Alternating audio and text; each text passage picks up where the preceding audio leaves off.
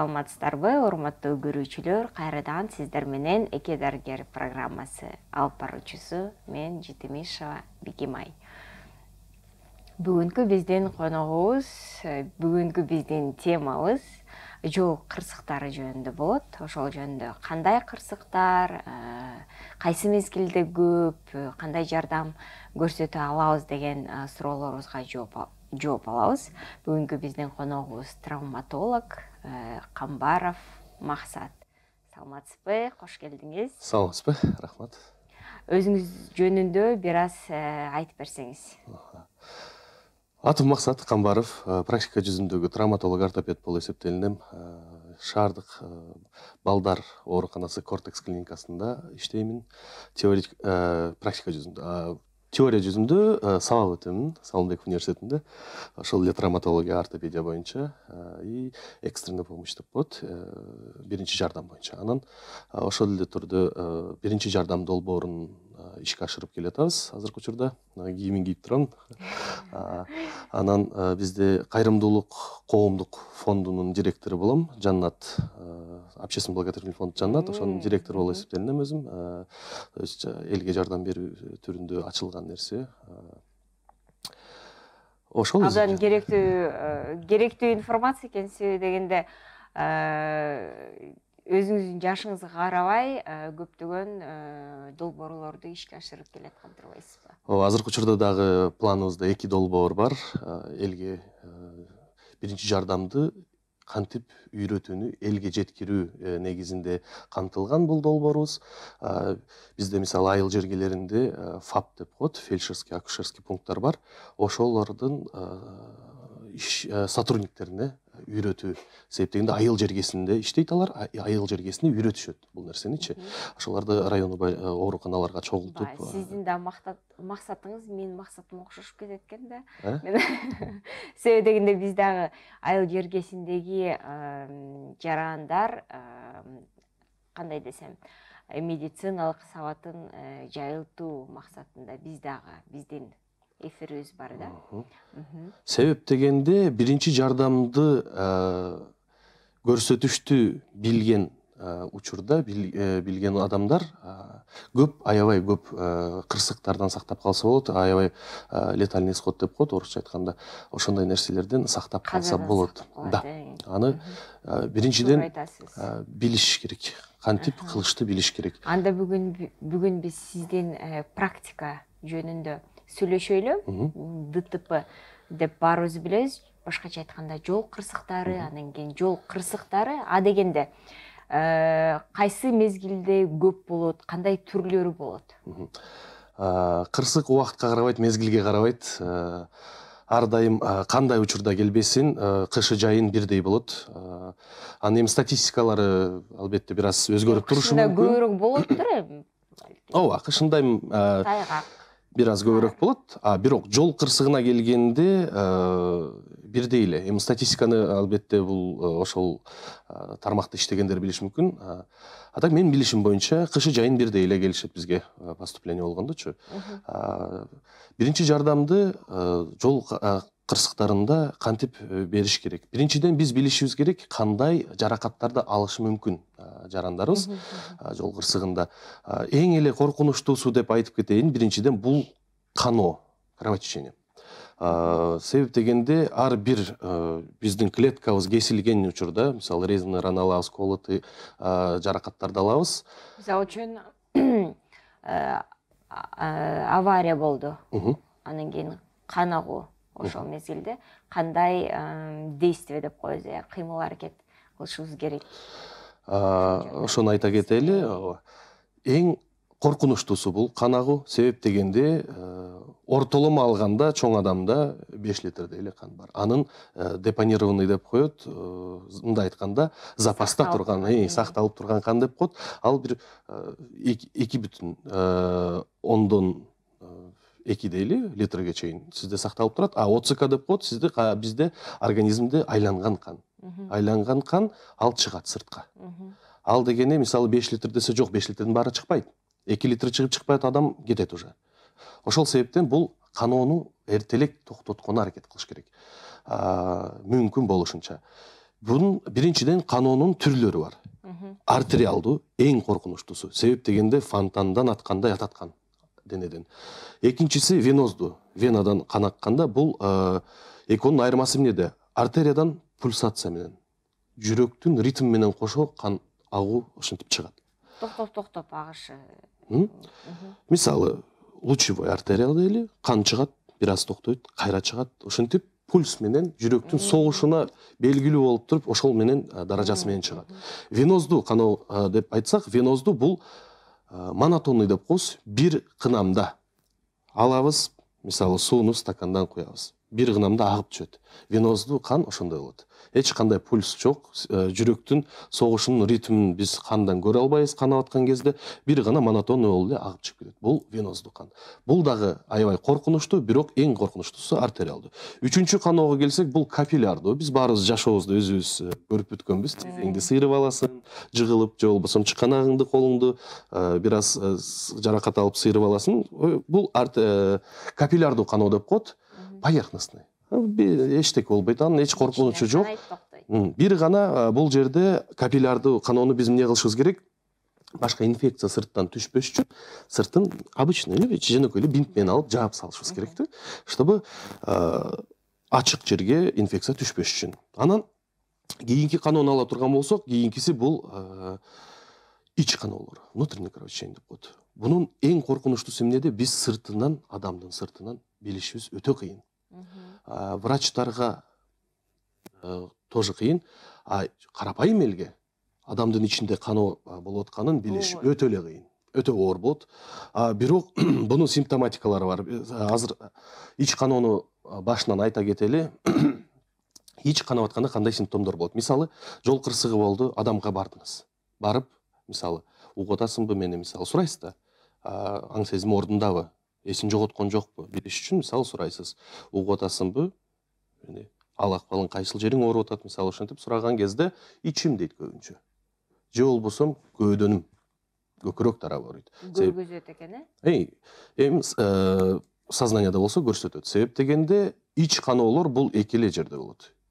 Же болбосо абдоминальный жак, ич жак, же болбосо грудной клетка деп коет. Бул көөдөн тарап. Бул жактан болот. Көрсөтөт өзү. Анан сиз менен сүйлөшүп отуруп эле, мисалы, сиз сурайсыз, кайериң ооруп атат, машинеден чыгарасыз, мисалычы, басала буттар иштейби, колдору жакшы эле функционировать этип атат. Буну сиз менен сүйлөшүп аткан кезде эле өз эс-түзүн жоготуп баштайт кээде.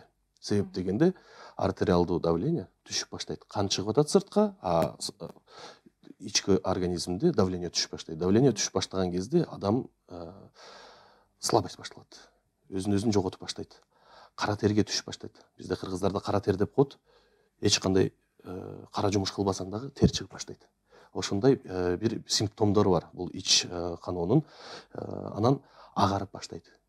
Бледнота деп коет. Өйдөдөн ылдый көздөп, кадимкидей эле кан кетип баштайт бетинен. Аппак болуп эле. Ошол симптомдорду көрө турган болсоңуз, сөзсүз түрдө хирургиялык тез жардам бөлүмүнө жеткирип барыш керек ал адамды.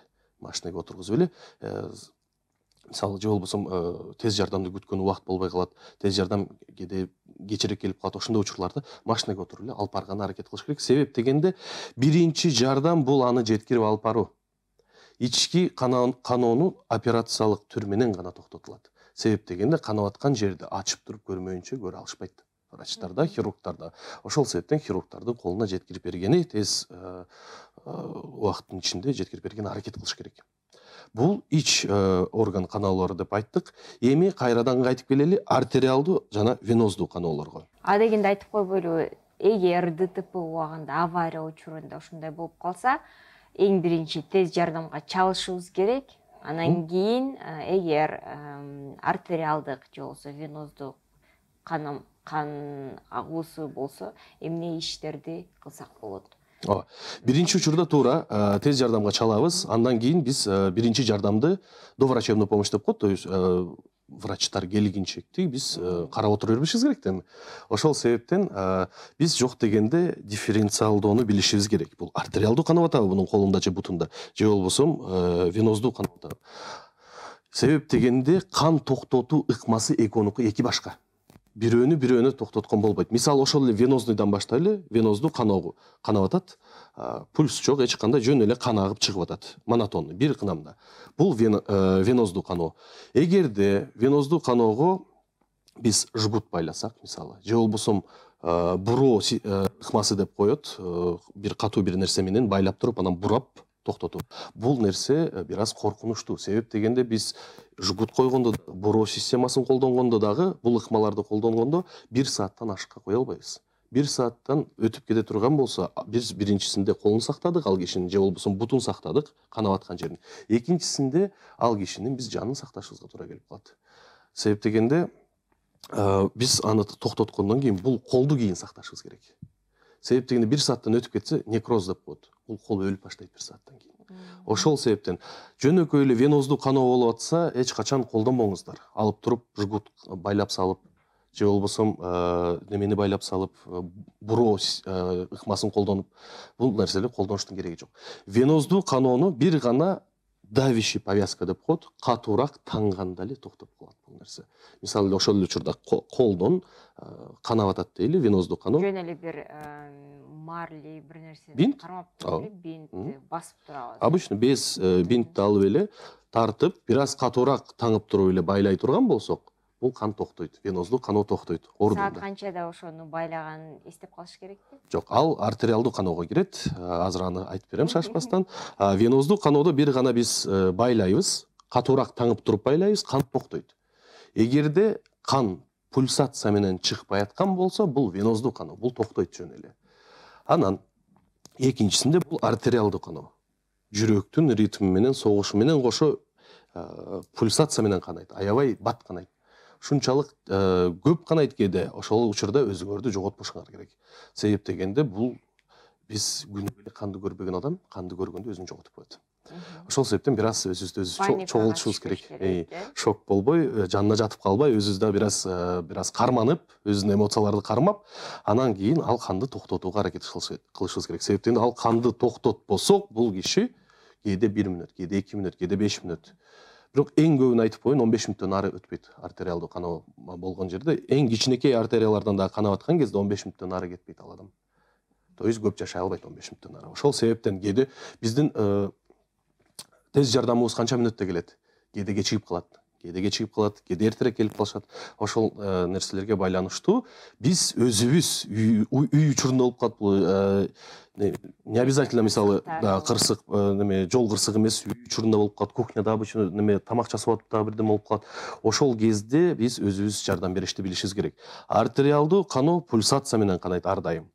Ошол себептен бул жерге биз жгут тагабыз. Жгут тагардан мурун бир аз бинт байлайбыз. Себеп дегенде кожаны, терини биз жгутту тартканда биз можем навредить. Кожаны сыйрып алышыбыз мүмкүн.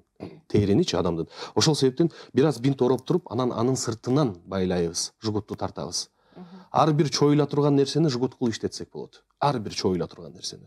Мындай айтканда, резинка, любой резинканы биз жгут катары иштетсек болот.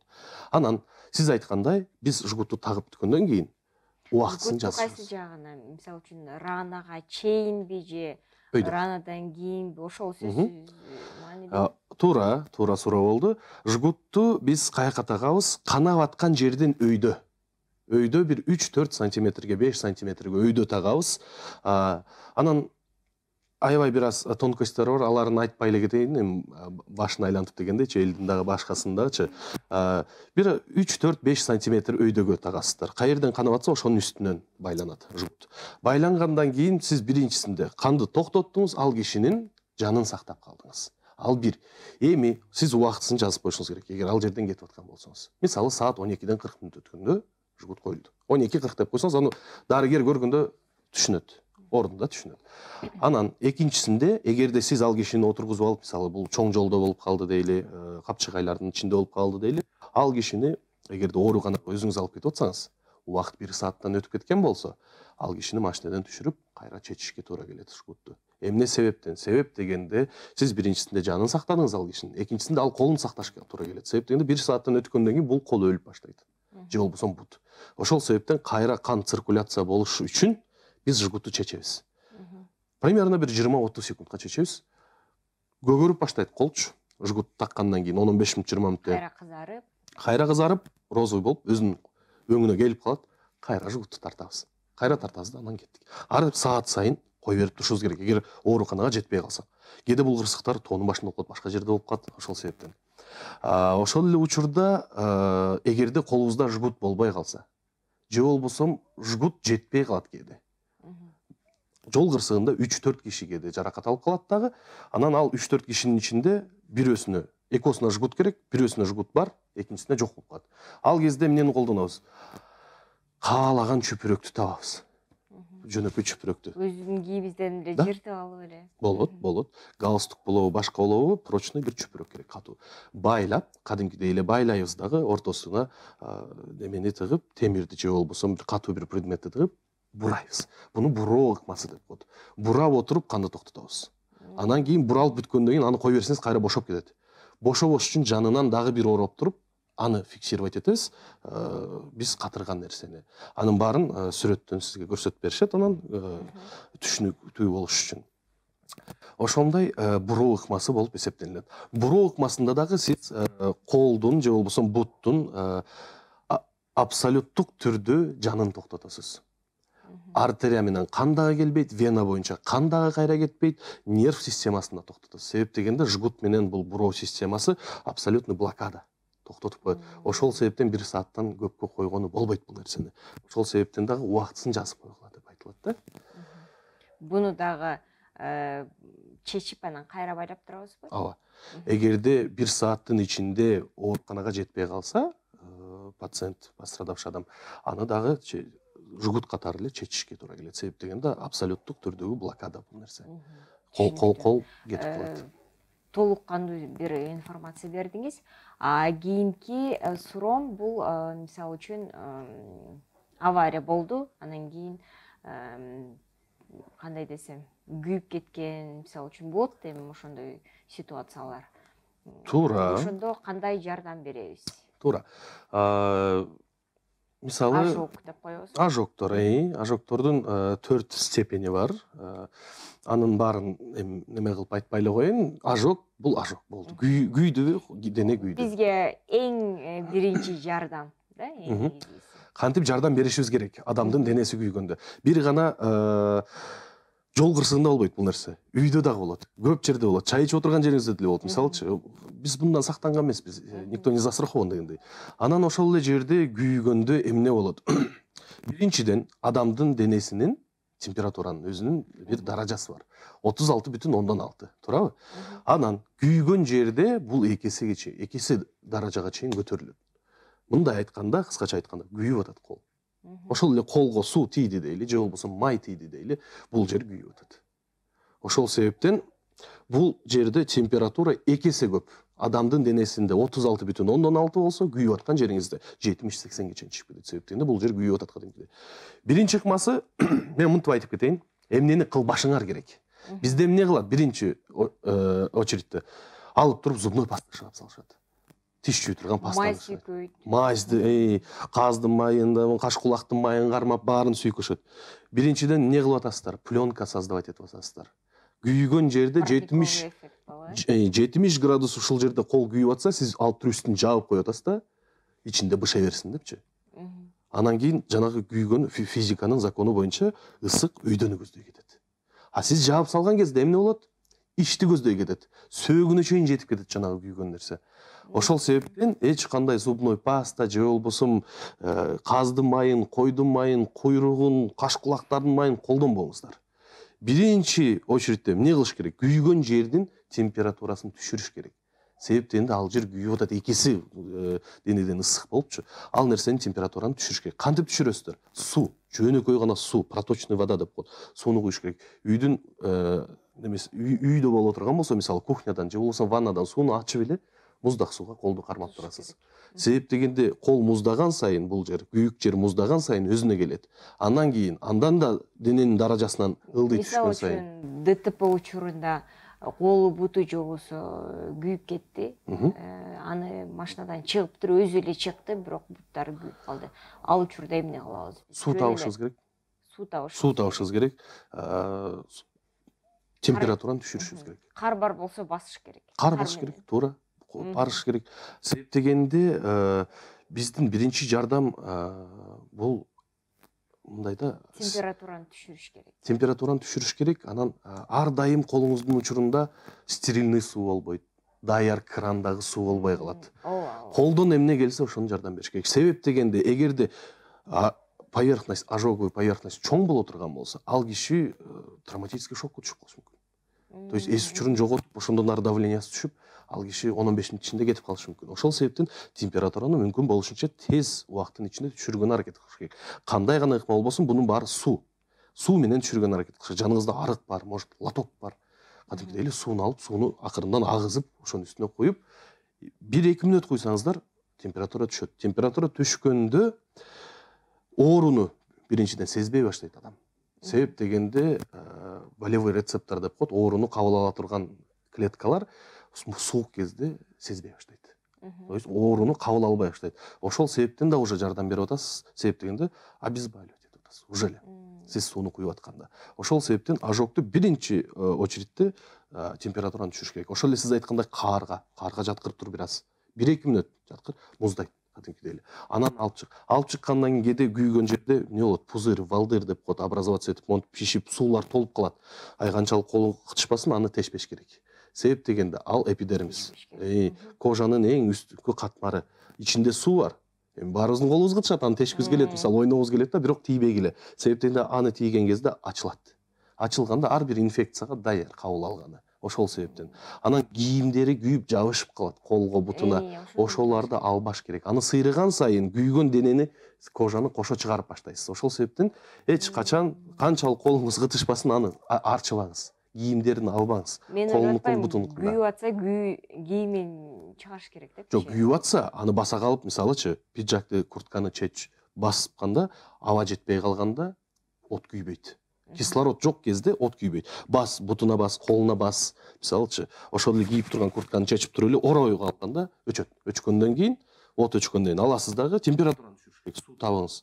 Бакалашкадан алып келип коюңуз сууну, же болбосо арыктан алып келип коюңуз. Айла жок, түшүрүш керек температураны. Бирок жармашкан кийимдерин чыгарыш. Андан кийин жармашып калган кийимдерин жарты журтулой болуп арасында калып калса, сыйрыган аракет кылбаңыз. Ишип турган пузырларды көрсөңүз, тешкен аракет кылбаңыз, тийбеңиз. Андан кийин эмне кыласыз? Хлоргексидин алыңыз. Аптечкада хлоргексидин болот, мисалы, автоунаалардын аптечкасында. Же болбосо обеззараживающий деп коет, эме башка перекистер болот, мисалы, андайларды колдонбоңуз, мисалычы. Жөн гана бинтти алыңыз, стерильный бинтти аптечкадан алып туруп ороңуз. Ожоговый поверхностьти жабыш керек. Болду, тез жардамды күтүш керек. Ооба. Тез жардамды күтөбүз, же болбосо өзүбүз алып барышыбыз керек. Кийимге суроо сизге, эгер тамагына бир нерсе тыгылып калса, мисалы үчүн, ар кандай случай болот да эми. Аябай жакшы суроо.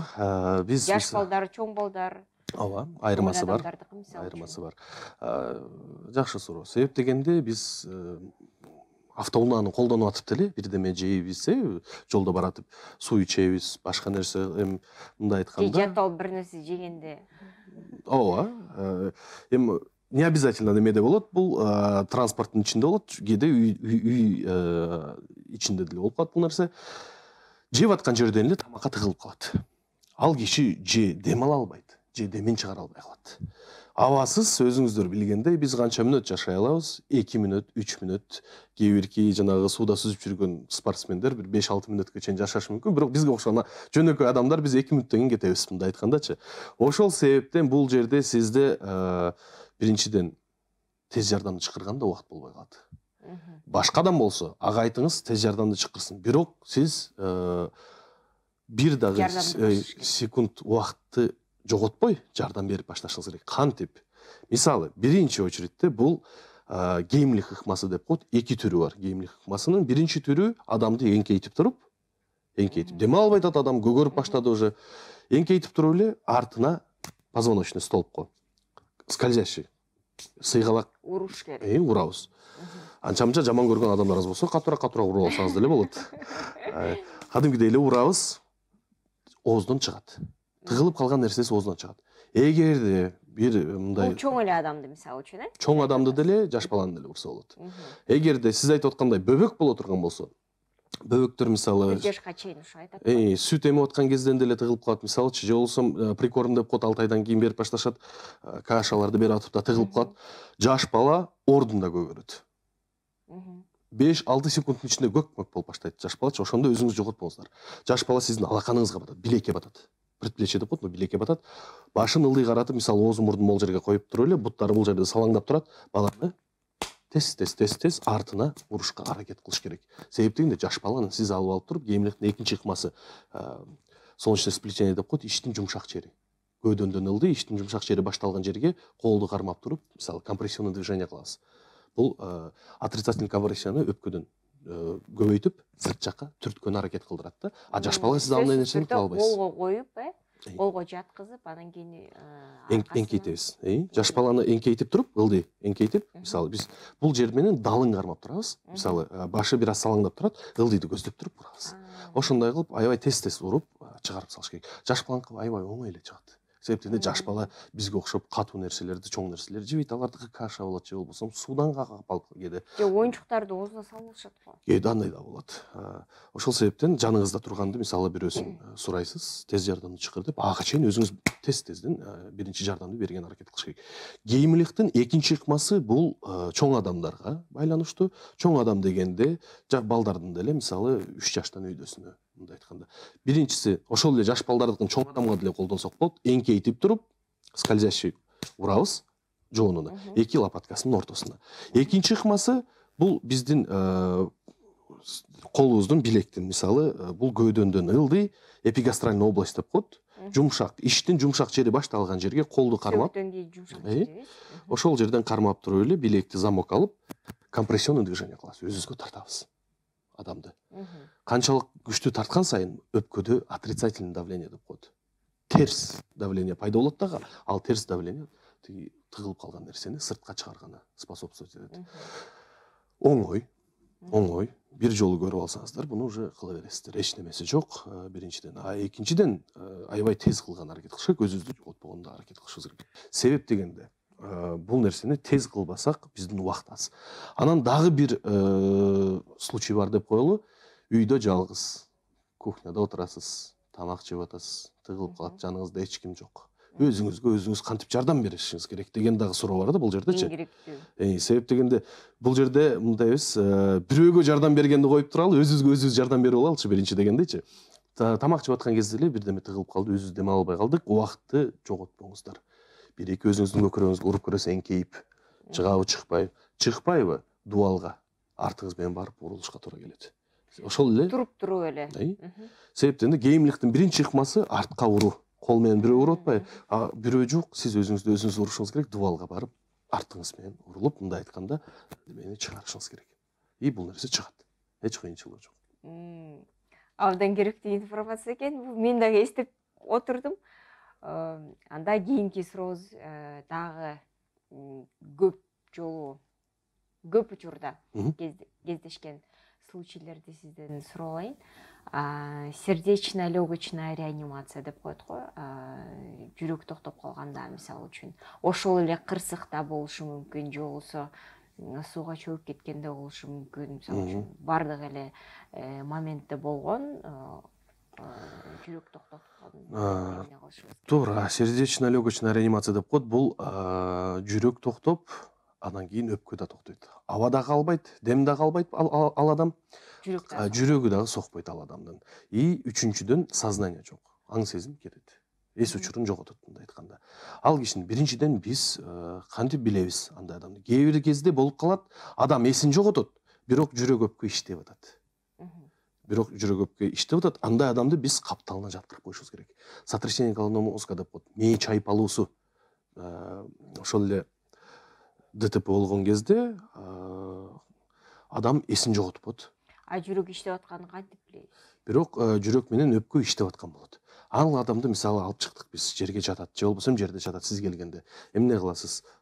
Тез жардамды чакырыңыз, же болбосо башкаларга айтыңыз чакырсын. Сиз келесиз, эмне кыласыз? Биринчи учурда артериалдуу пульс барбы? Эң чоң артерия бул бизде көрүнүп тургандардан сонный артерия деп коет. Бул жерде тамактын жанында. То есть эки бармак менен келип туруп эле мисалы кармайбыз. кармап туруп, мисалы мына адам жатат деп элестетели, эки бармак менен келип пульсту кармайсыз. Жүрөк согуп атабы, сокпой атабы. Ошол эле учурда эңкейип туруп, бул кишини, мисалы бул жерде башы турат, угабыз. Сизге дем алып атабы, же дем албай атабы бул киши депчи. Үчүнчү учурда сезебиз, бетке жылуу келет. Дем алып аткандачы. Үчүнчүдөн көөдөндү карайбыз, грудной клетканы. Дем алып атабы, дем албай атабы. Бул нерсеге примерно айтсам 5 секунд убактыңыз кетет. Келесиз, эңкейдиңиз, сонун артерияны кармадыңыз, адамдыкын. Эңкейдиңиз, угуп атасыз, сезип атасыз, еще көрүп атасыз. Барбы, жокпу? Эгерде пульс бар, дыхание бар, мисалы дем алып атат, пульс, жүрөк иштеп атат, а сознание жок, адамда эс учурун жоготкон. Капталга жаткырабыз. Айырмасы жок, солго оңго. Солго оңго айырмасы жок. Эмне себептен? Себеп дегенде ал кишиде 80% айтса болот, мээ чайып алган. Мээ чайып алганда адам эсин жоготуп коет. Мээ чайып алгандын биринчи симптому эмне? Бул кусат. Өзүнүн сознаниясы жок, бирок уктуп аткан кезинен кусуп баштайт мындай айткандачы. А эгерде ал кишини чалкасынан жаткырып койсок, кускан кезде өзүнүн кусундусуна өзү муунтуп ал киши өлүп калышы мүмкүн. Ошол себептен капталга жаткырабыз. Капталга жаткырганда оң колу, сол колу кускан нерсе сыртка чыгат дагы, дыхательный путь, мындай айтканда дем ала турган, болуп дем алат ал кишичи. Ошол себептен. Анан сиз келдиңиз, мисалы, артерияны текшердиңиз, пульс барбы, жокпу, дем алып атабы, дем албай атабы.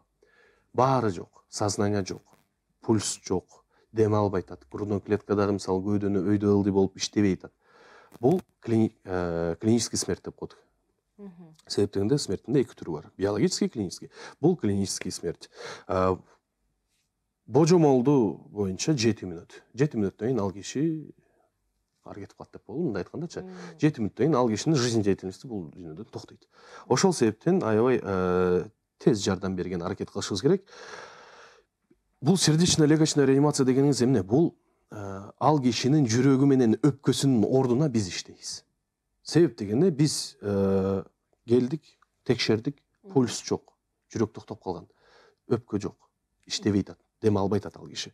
Биз сердечно-легочная реанимация деп коет, жүрөктү биринчи иштетишибиз керек, анан кийин аба беришибиз керек. Ал дегенде мисалы мечевидный отросток деп коет бул жерде, көкүрөктө бизде кичинекей косточка бар, сөөк. Ошондон эки бармак үстүнө койсок, биздин жүрөктүн үстүнө келип турабыз. Ладонь деп коет, бул жерде компрессионный сөөк бүтөт, ошол жер ошо мечевидный отросток. Бул грудина, көөдөн сөөк деп коет кыргыздарда. Бул жерде анан кийин мечевидный отросток болот. Ошондон эки бармакты койсок, үстүндө мына ортодо болот жүрөк. Ойлобоңуздар, там солдо болот, кинодо бул жагын атып койду, бул жагында деп болот. Жок, жүрөк ортодо адамда. Грудной клетканын ортосунда болот. Биз компрессионный поверхность деп коет, баса турган жерибиз кичинекей болуш керек. Себептен адам жүрөгү өпкө менен тең эмес, кичинекей болот. Ошонун үстүнөн басышыбыз керек. Кармадык, мисалы, ошол жерге колду койдук. Замок алдык, көтөрдүк, анан кийин басабыз. 30 жолу. Канчалык даражада тез дегенде секундасына 2 жолдан басабыз. 30 жолунучу, мындай айтканда 15 секундда бүтүрүп коебуз. Бирок катуу.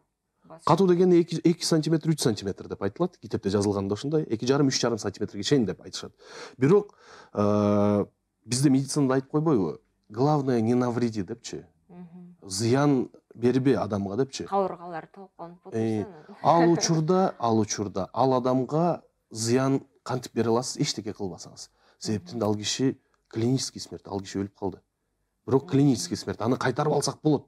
Бир аз убакыт бар. Ошол себептен ал кишиге эчтеке кылбай койсоңуз, мына сиз ошондо вред берип атасыз, эчтеке кылбагандачы. Сиз компрессияңызды карабаңыз, там канча басып атам, мынча басып атам. Себеп дегенде бул нерсени биз тез жардам келгенчекти кылабыз. Же болбосом 20 мүнөт кылабыз. 20 мүнөт кылабыз. Сиз аябай неме физически мындай айткандачы, кара күч керек бул жердечи. Сиз ал нерсени жасап атканда, башында мисалы 2 сантиметр басып атам, 3 сантиметр басып атамбы, 5 мүнөттөн кийин сиз ал нерсени ойлонбой каласыз. Эмне себептен? Себептен чарчап каласыз өзүңүз. Ошол себептен дагы бир киши болсо чакырып жардамдашканы неме кылыш керек, жардамдаштырыш керек. Анан сиз ал нерсени басып баштаганда, мисалы 1, 2, 3, 4, 5, 6, 30га чейин жеттиңиз, 30 жолу компрессия кылып бүткөндөн кийин сиз өпкө жагына келесиз. Ооз жагына келип, мурунду жабып, ийикти көтөрүп, демди аласыз, Дем бересиз. демди аласыз, демди бересиз. Жаш балдар болуп кала турган болсо, сиз дем берип аткан кезде анын өпкөсү толгондо жаш балдардыкы сизге отрицательный давление келет. Болду. Дальше үйлөй албай калат, шарик үйлөгөндө элечи токтоңуздар. Болсом өпкөсүн зыян келтирип аласыз жаш балдардын өпкөсүнө, себеби алардын өпкөсү кичинекей. Бизге мисалы дем алганда 7-8 литрге чейин батыра ала турган болсок, мисалы чоң адамдарчы, а жаш балдардыкы 1,5 литр болот. Абанын батышы литр менен эсептелет, ошон үчүн ошентип сүйлөп атам. Ошол себептен отрицательный давление келдиби, токтош керек. Кээде аял кишилерге да ошондой болот. Аял кишилер физически кичинерээк болот, өпкө дагы кичинерээк болот. Ошол себептен мисалы мен вдох кылганда 6 литр алсаңыз, тиги аял кишиники 4 литр боло турган болсо, сиз кадимкидей эле абаңызды берип бүтпөй атып отрицательный давление сезесиз. То есть токтот деген сөз. Токтойсуз.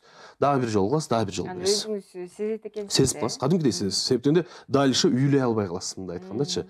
32. 30 жолу жүрөктү массаж кылдыңыз, непрямой массаж сердца деп коет. 2 жолу Дем бересиз. дем бересиз.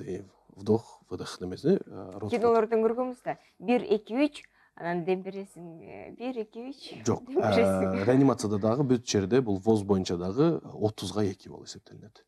Кээ бир кезде 15ге 2 неме кылышат, эми ал башка тема. Стандарт 30га 2. 30га 2. Бул нерсени мисалы кылып атканда биз немесин түшүнүшүбүз керек да, патогенезинчи. Эми эмне кылып атабыз? Жүрөк согот нормада турабы? 1, 2, 3, 4 жүрөк согот, канды айлантат. Жүрөк бул насос. Жүрөк токтоп калганда кан айланбай калат да. Сиз мына көөдөн грудной клетка, грудина. Үстүнөн колду коюп туруп, жүрөктү басасыз мындай айткандачы. Иштет. Биз баскан сайын жүрөк иштейт. Биз жүрөктү сыртынан басып атабыз, сөйүктүн сыртынан жүрөктү басып атабыз мындай айткандачы. Жүрөк иштейт, ошол эле канды айлантат. Мындай айтканда 20 мүнөт жанагы кишинин жок дегенде өлбөй турушуна способствовать этебиз. Кээ бирөөсү ойлойт, мен мисалы демди алдым, кислород, выдыхать этип атканда СО4 неме углекислый газ чыгарам депчи. Углекислый газдын эмне кереги бар бул ишиге деп ушундай суроолор болуп калат кээдечи. Кычкылтек алдыңыз, углекислый газ чыгып атканда, ал нерсе өпкөгө киргенде сизден кислород кошо кирет. Аз процент бирок кошо кирет. Углекислый газ эмнеге способствовать этет? Өпкөнү раздражать этет. Иштебей калган өпкөнүн иштешине жардам берет углекислый газ. Мындай айтканда ойготот. Уктап аткан адам барын, уктап аткан адамдын үстүнө барып туруп суу чачып бергенде болот мындай айткандачы. Ойготот. Ошол себептен бул сердечно-легочная реанимация деп коет. Бул нерсени колдоно билиш, кантип кылышты билген адам, мындай айтканда, население, коом биле турган болсо, бизде смертность түшөт. Снижится. Эң негизги суроо кийинкибиз, аптечка деп коебуз, биз машинада кандай аптечка болуш керек, жада калса үйдө да кандай аптечка коюп коюшубуз керек. Ошо жөнүндө айтып бериңизчи. Аптечкада сөзсүз түрдө салына турган. Аптечкада негизи биринчи эле немеде перчаткилер болот. Себептен канып аткан жерге кол менен кирип барбаш керек. Перчатки кийип алганы жакшыраак. Перчаткилер болот, стерильный, нестерильный. Ал биринчи очередте. Экинчиде пластырлар болот. Мисалы бинт менен жаап, чаптап койгону. Анан 2 стерильный, 2 нестерильный бинт болот. Стандарттын аптечкаларда 4 бинт болот мындай айткандачы. Кан токтотууга, ошол эле кан токтотууга давящий повязка жана биз айтып кеткен ошоларды кылганы. Анан кийин жгут болот. Кээ бир аптечкаларда болот, кээ бир аптечкаларда болбойт. Жгут. Жгут ошол эле артериалдык канды токтотуш үчүн. Жок, мисалы үчүн өзүбүз чогултуп атабыз да, эмнелерди салып коелу сөзсүз. Эгерде өзүңүздөр аптечка чогулта турган болсоңуздар, биринчиден перчаткилер салыңыз, бинт, пластыр саласыз. Экинчиден жгут салып коюңуз, кан токтотконго. Анан кийин хлоргексидин же болбосо пероксид водорода ушундай нерселер салып коюңуз. Йод, жандай зеленка деп коет, бриллиантовый зелень, андай нерселер салбаган аракет кылыңыз, себеп дегенде күйгүзүп саласыз. Кээ бир жерде кесилген ранага йод куюп салышат адамдарчы. Ал рана күйүп кетет, ал эртең бүтпөйт. Ал чоң рубец болуп бүтүп калат. Мындай айтканда тырык, аябай чоң калып калат. Ошол себептен йод ушундай күйгүзө турган нерселерди колдонбоңуздар. Аптечкага чогултуп алыпчы. Сизге перчатки керек, бинт керек, жгут керек, хлоргексидин салып койсоңуз болот. Атажога деп анан мындай кремдер, анан пенкалар чыктыбы? Болот. Просто алардын сроктору бар, аябай короткий болуп калат, кээде алмаштырып турушка туура келип калат. Ошол эле пантенол бар, мисалычы, обезболивающий спрейлер бар. ожогту муздатыш үчүн. Мисалы сиз айткандай эле суу таппай калабыз, башка болуп калат, кар жок, эчтеке жок. Ошол кездерге мисалы спрейлер болот. Кадимкидей эле ожоговый поверхностька чачсак муздатат. Кадимкидей пленка образует, муздатып бүткөндөн кийин пленка образуется и заодно мындай айтканда антисептик. да, анча мынча бир неме түшпөштүн жолун кармайт. Чоң рахмат бүгүн биздин эфирибизге келип абдан керектүү информацияларды бергениңизге. Биздин көрүүчүлөрүбүзгө дагы бир жолу кайталап кетейин. Биздин дарыгерибиз, травматолог, ортопед, Инстаграмда дагы баракчасы бар, долбоорлорунун да баракчалары бар. Ошол жерден толук кандуу кантип биринчи жардамды көрсөтө алат экенбиз деп көрүп алсаңыздар болот. Ал эми сизге, биздин элибизге кабыл тилейбиз. Элибизге ар дайым тынч бололу, тынччылык болсун мамлекетибизде. Мамлекетибизди өндүрүш үчүн, алдыга үлгү болуш үчүн ар бирибиз салым кошолу. Мындай айтканда чет жакта турбайлы. Баарыбыз колубуздан келген жардамыбызды берели. Медицина тармагында болобу, политика тармагында болобу, сельский хозяйство, мисалы, дыйканчылык болобу, башка жагында болобу, бүт жагынан өзүбүздүн колубуздан келген жардамыбызды бере турган болсок, биз мамлекетибизди астыга көтөрүп алып барабыз. Анын биздин политиктер, биздин депутаттар деп неме кылсак, ал бир аз башка нерсе. Ар бирибиз салым кошолу деген тематикада кетип атам. Ошол себептен элибизге айтарым, өзүбүз ар бирибиз салымыбызды кошолу. Бул өзүбүздүн Кыргызстаныбызды алдыга көтөрүш үчүн. Чоң рахмат, сонун сөздөр болду. Анда сиздер менен коштошолу. Алып баруучусу мен Бигиман Жетимешова. Биздин коногубуз бүгүнкү травматолог, ортопед Максат Камбаров. Кайрадан көрүшкөнчө саламатта калыңыздар.